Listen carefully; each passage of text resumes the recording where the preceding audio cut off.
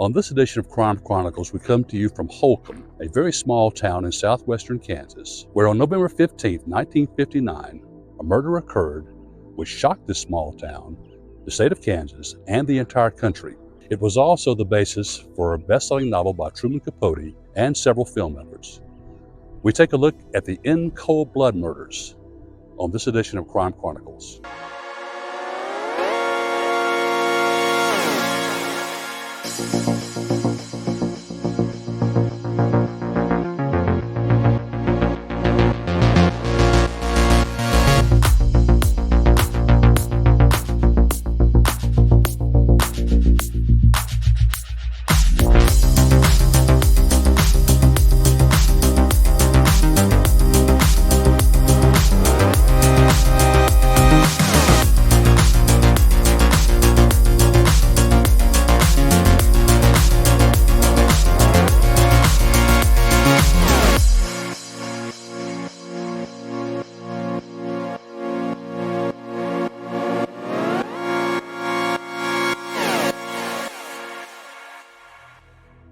One has to be here to realize the remoteness of this location and why this murder was so unusual. After all, crime, especially violent crime, is mostly an urban phenomenon or occurs in small towns. But a murder of this magnitude in a community this small and this remote was truly unusual.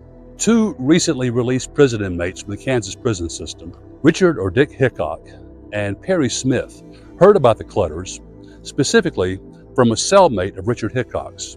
An inmate named Floyd Wells had once done farm work for Herb Clutter down the road here. He told Hickok in his cell that Mr. Clutter kept a safe in his house with lots of cash. Now it turns out that was not true. In fact, everyone here in Holcomb who knew the Clutters knew that Herb Clutter typically used checks to pay all his bills and very seldom carried cash, let alone had a safe in his house. Richard Hickok told Perry Smith that this heist was a cinch, a perfect score. Nothing could go wrong. Their plan was to start a new life in Mexico after the heist. They drove over 400 miles on November 14th to reach the Clutter home in Holcomb. In November 1959, Herb Clutter, 48 years old, was a successful businessman, a farmer actually, here in Finney County, Holcomb, Kansas. He lived with his wife Bonnie and their two children, Nancy and Kenyon, ages 16 and 15, who attended the local high school here.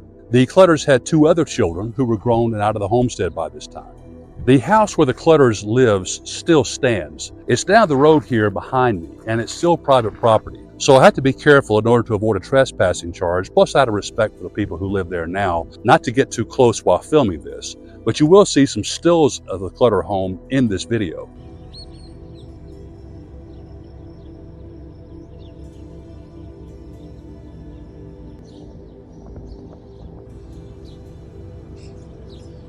Perry Smith and Dick Hickok made their way into the Clutter house through an unlocked door. It was there they first came upon Herb Clutter. They demanded of him where he kept his money. He was tied up, bound and gagged, and taken to the basement. They took Bonnie, Nancy, and Kenyon into a bathroom on the second floor of the house. Not finding the safe right away, they brought them from the bathroom. Bonnie's hands were tied in front of her. She was gagged and then tucked into a bed in a room on the second floor. Nancy's hands were tied behind her. She was not gagged, and she was also put in a bed. Hickok and Smith took Herb and Kenyon to the basement. They gagged Kenyon, tied his hands behind his back, and tied the rope to an overhead steam pipe in the furnace room.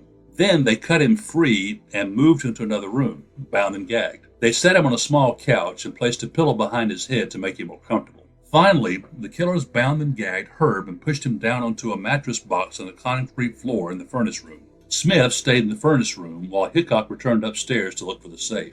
Hickok returned to the basement and told Smith there was no safe. Smith, prone to fits of rage, slit Herb Clutter's throat and then shot him in the head. Moments later, Smith and Hickok re-entered the playroom where Smith shot Kenyon to death. They headed upstairs, then to the second floor, where they entered Nancy's room and shot her to death. Lastly, they shot Bonnie Clutter in the side of the head.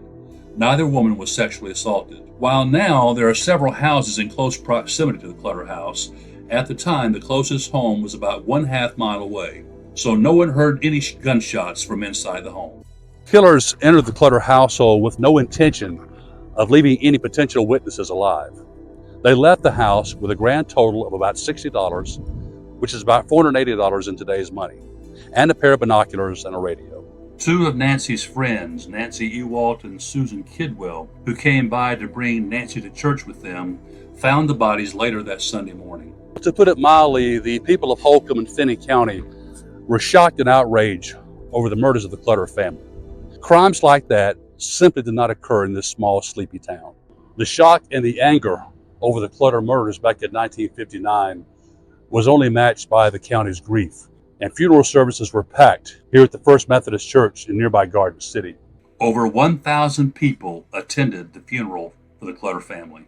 Up until that time, Truman Capote was probably best known for the novel Breakfast at Tiffany's. And one of his best friends was a fellow Southerner, a female author named Harper Lee, who was best known for the novel To Kill a Mockingbird. The two came here to Kansas to investigate, and the result was one of the best-selling nonfiction novels, a relatively new genre at the time, that was ever written and published back in 1966. In exchange for a favor for himself, Floyd Wells told authorities about his conversations with Dick Hickok while they were incarcerated. That and some other factors led Kansas Bureau of Investigation officials onto the trail of Dick Hickok and Perry Smith. They were arrested 6 weeks after the murders on December 30th, 1959 in Las Vegas. Behind me is the Finney County Courthouse. The Finney County Courthouse had never seen a case quite like this one and has never seen one since. It was here they were found guilty and sentenced to death. They were eventually executed in 1965. All of this chronicled in Truman Capote's In Cold Blood. On April 14, 1965, Smith and Hickok were hanged at the Kansas State Prison near Lansing just after midnight. Hickok was executed first, Smith followed shortly. Dick Hickok was 33, Perry Smith was 36. Some claim that Capote's In Cold Blood is the first example of a nonfiction novel. Others disagree. In any case, In Cold Blood made the case an international sensation. In 1967, the first of several films surrounding the Clutter murders was released to critical acclaim and commercial success. In Cold Blood starred Robert Blake, who eventually was tried for the murder of his wife in real life, as Perry Smith, and Scott Wilson as Dick Hickok. Other depictions include a 1996 TV miniseries titled In Cold Blood, a critically acclaimed 2005 film called Capote with Philip Seymour Hoffman in the title role, Infamous, released in 2006, and Once Upon a Crime and a Crime to Remember, a 2018 docudrama. Well, I'm here now in the Valley View Cemetery in Garden City, Kansas, a mile or so from the First Methodist Church, where the funeral service for the Clutters was held. Here are the remains of the Clutter family. You see Nancy, Bonnie, Herbert, and Kenyon. When I came here, I had a hard time finding these particular graves, as you might guess. In fact, there was no way I could find them on my own. So I found two young men who worked here and asked them, or told them I should say, that I was looking for a grave. And the online Find a Grave website had the zone and number listed for the Clutter family, but there's no way to find that out here unless you really know where you're going. So I asked these two young men somewhat awkwardly, I'm looking for a grave, but I don't know where it is, of course. And their response was, well, what's the name?